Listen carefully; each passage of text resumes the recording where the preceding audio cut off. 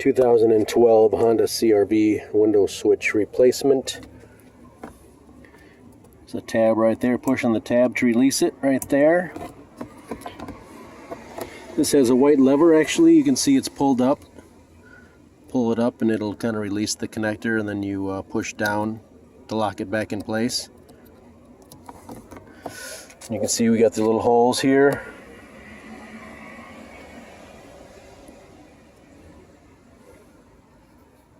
So it's going to slide in here first.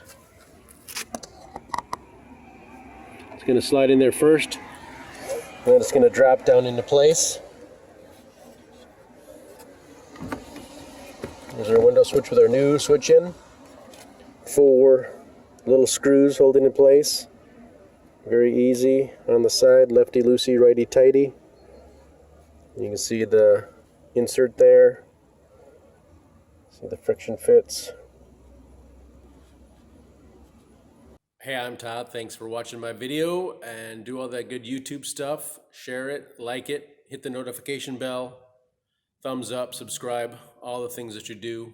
Thanks for taking the time to watch my video and saving some money perhaps. I also invite you to check out the links in the description for some long-term savings with the stock market, and checking out the links for either E-Trade or M1, where you can save and trade fractional stocks, or Webull, which is usually giving away a couple free stocks for just depositing $100. So I strongly invite you to invest in your future and check them out.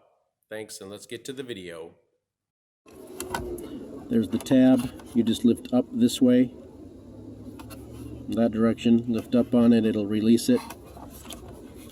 A little tab to push is on this side here for the front.